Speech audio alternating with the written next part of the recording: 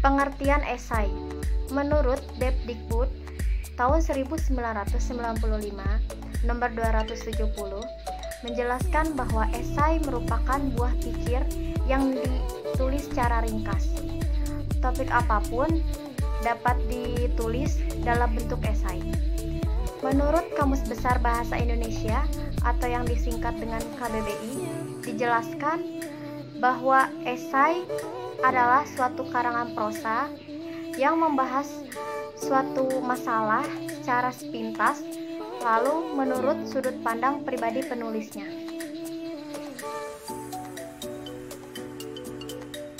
Selanjutnya, tujuan menulis esai. Esai bertujuan mengkomunikasikan informasi, opini, atau perasaan, dan biasanya menyajikan pendapat tentang suatu opini. Bisa dilihat di sini ada beberapa cara membuat esai. Yang pertama, menyeleksi gagasan dan menulis pengantar kalimat topik. Setelah mengumpulkan gagasan atau fakta, kamu perlu memikirkan bagaimana cara mengaitkan fakta atau gagasan tersebut dengan topik. Jika kamu telah menentukan gagasan utama, maka tulislah kalimat pengantar yang dapat mempresentasikan gagasan tersebut dengan jelas dan menarik. Paragraf tersebut harus memuat pernyataan dua bagian, yaitu pernyataan umum dan pernyataan tesis.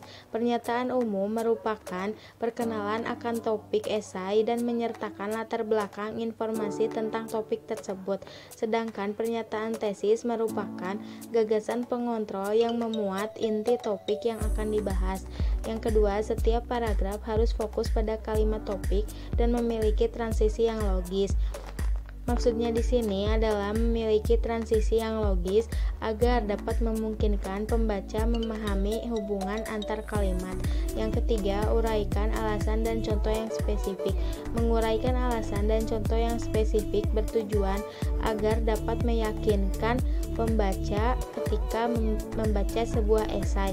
Yang terakhir, jika paragraf pendukung sudah dilengkapi, tentukan bagaimana kesimpulannya. Langkah-langkah dalam membuat esai: yang pertama, tentukan topik. Kedua, buatlah garis besar ide-ide yang akan dibuat. Ketiga, tuliskan esai dalam kalimat yang singkat dan jelas. Keempat, tuliskan tubuh esai. Kelima, buatlah dengan menarik perhatian pembaca.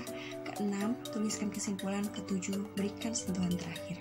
Dalam menulis esai memiliki 5 struktur bagian. Yang pertama, judul. Judul menggambarkan keseluruhan dari isi esai dengan menggunakan kurang dari 20 kata. Penulisan harus tepat dan jelas. Yang kedua, pendahuluan. Pendahuluan berisi garis besar topik yang akan dibahas serta latar belakang atau alasan pemilihan tema, disertai dengan penyampaian tujuan dan solusi singkat atas permasalahan yang diangkat. Yang harus diperhatikan dalam pendahuluan diantaranya tepat sasaran, di mana pembaca dapat memahami dengan jelas argumen penulis, tidak berlebihan dengan menggunakan kalimat yang secukupnya. Dan yang ketiga yaitu isi atau konten. Isi atau konten yang berisi pemaparan secara terperinci tentang solusi yang ditawarkan penulis guna menyelesaikan permasalahan yang diangkat. Terdapat 3 poin penting di isi, yaitu pengembangan argumentasi yang ada di pendahuluan, analisis permasalahan dan solusi, penggunaan yang akurat, aktual, serta up to date. Bagian yang keempat yaitu penutup.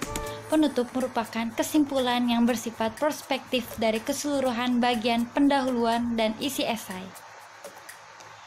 Terdapat 2 poin penting yang perlu kita perhatikan di dalam penutup. Yang pertama, dapat diikuti saran atau rekomendasi dari penulis terhadap pihak ketiga atau terhadap diri sendiri. Pada bagian kesimpulan, jangan menambahkan argumen atau informasi yang bersifat baru. Yang terakhir, daftar pustaka merupakan daftar referensi yang penulis gunakan dalam penulisan esai.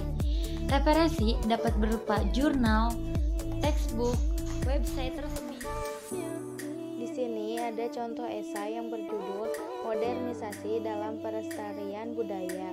Pelestarian budaya hendaknya melibatkan generasi muda.